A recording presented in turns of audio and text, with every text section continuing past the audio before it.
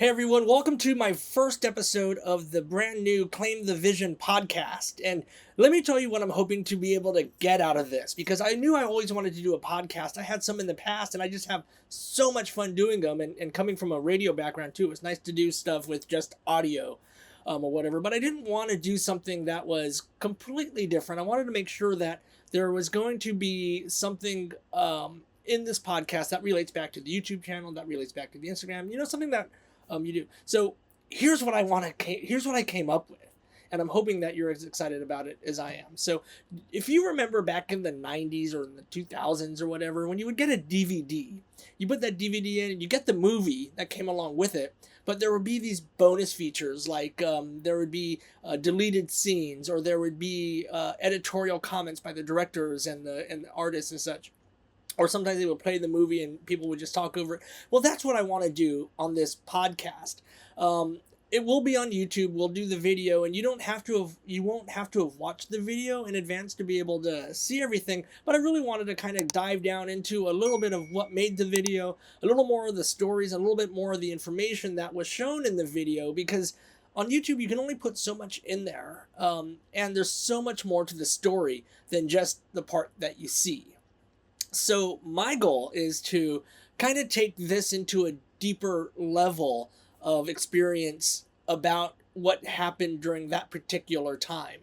The other thing I want to do is I'm going to do it probably on most videos, maybe 3 or 4, maybe 5 weeks after the video came out, because then I can incorporate some of the comments and some of the suggestions and some of the other ideas that have been made by you. So, like, for example, in one that a video that I did, which was a tour of the Super C, I got a lot of comments from people giving me a thumbs up or saying, hey, remember, watch this. And this is another way we can kind of dive into more of that, so I can incorporate the comments and incorporate a lot of the new information that's come out since I put out that video. So, and I like podcasts. Again, going back, this is something that you can listen to on the road. When I'm getting ready to travel, I know I'm going to be on the road for 3-4 hours.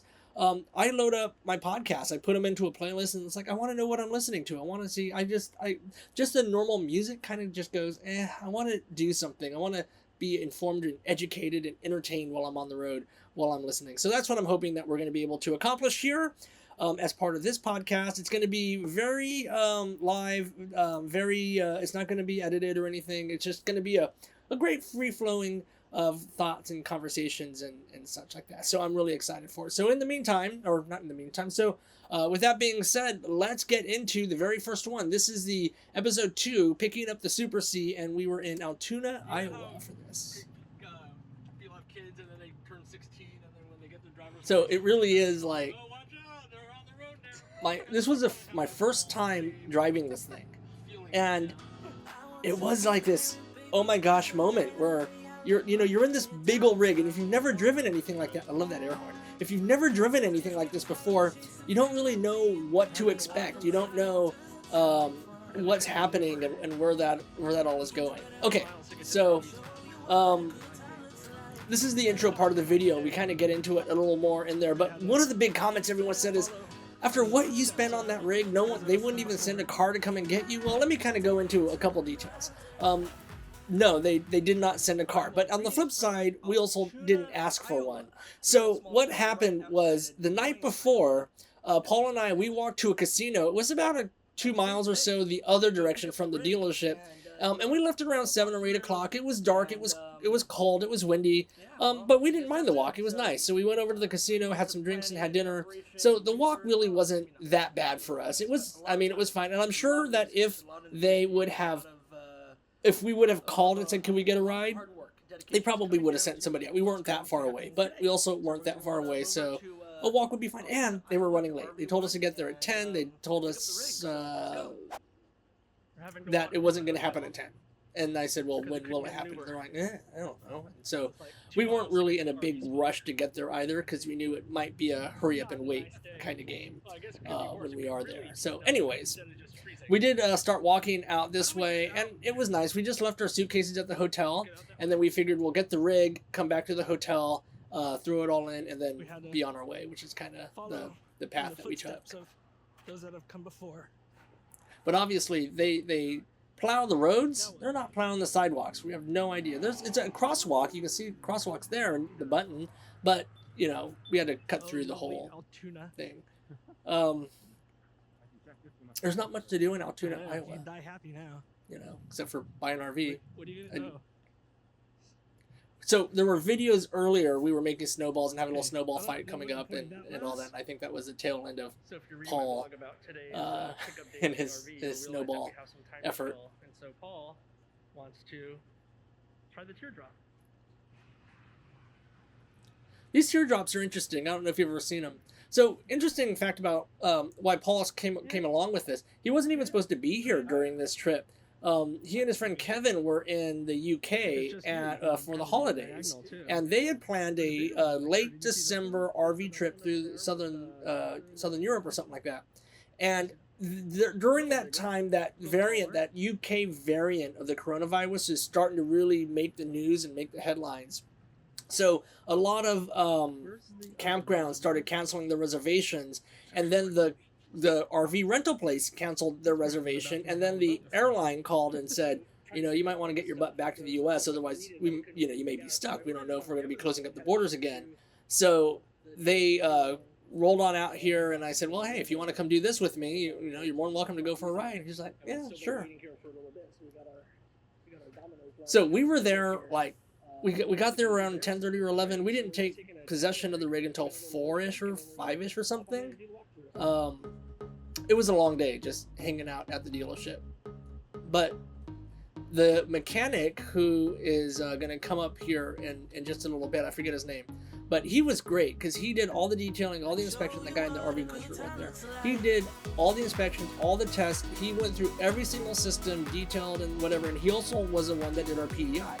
So it's really great that the person who knows the rig is actually giving us the walkthrough and everything that was going on in it. So he was fantastic.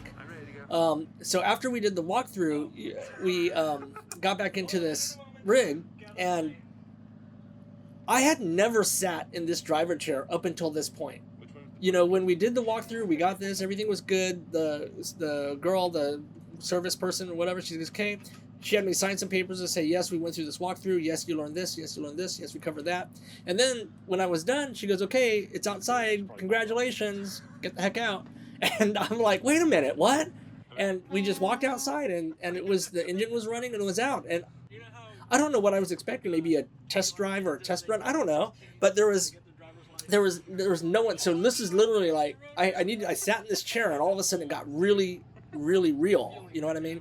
And I had to gather my thoughts and just make sure that I've got all this covered, because I've watched YouTube videos on driving. I know the controls, I know that, but to be in that chair and to say, okay, wait, what do I need to do?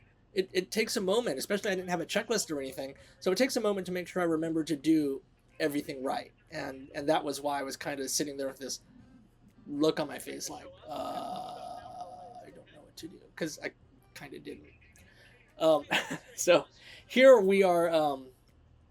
I'm calling. So we got out late. We were planning on getting out like around noon or 1. So we figured 3 or 4 hours on the road would get us to a certain point. But because we got out at 4, I didn't want to arrive at a campground too late. So I figured we'd just drive an hour or so, get settled in, and then we had to readjust our plans as we kind of moving on. So that was me on the phone calling this campground. It was a Terrible's RV Resort Casino kind of a thing on the way down. And it was me calling to make sure that they had space for us, because I wanted to make a reservation. But look at all the snow on the ground. There's one thing I learned. There's no one camping in the snow in the winter in Iowa or anywhere where there's snow. I mean, why? It's way too cold. I mean, but it was fun. It was great. And I guess maybe I was a little too naive to think about it. But I just, I heard all these stories about 2020, 2021. Record number of RVers out there. Campground reservations are going to be impossible to get. So with this change in plan, I got a little nervous that we may not be able to have something, but it turned out it was fine. So, but we missed our exit, mostly because we were chatting, and then that GPS, there was something wrong. It wasn't calibrated, so it wasn't giving us accurate direction. So we kind of screwed up quite a bit with that. But at one of the stops, we got it recalibrated, downloaded some firmware software updates, and got it back to the way that was. Paul did that, so thank you, Paul. So this is us trying to find a spot. And you can see the casino way off in the distance there, and I wanted to get somewhere close, but not too close, and not far, but this, and didn't know how to this, and I was trying to figure out, okay, again, that mental checklist. Oh, you got to make sure you come in the right way. Where's your power outlets? Where's your water? Where's your hose hookups? How long of hose do you have? How are you going to get? So, all that's going through my mind, plus this, and you can see it's starting to get dark, so my anxiety is kind of already up there. I mean, it was fun, but my anxiety was kind of already there, and like, oh my gosh, what am I doing, and how is this going to work? And so we figured it out. I figured it out. And this unit, by the way, because we just picked it up, it was winterized, which means there was antifreeze that was running through the pipes. And my thought was, when we get to the campsite, we'll be able to flush the pipes with fresh water. That way we'll have water for showers, we'll have hot water for teas or coffees or whatever if we needed to do all that.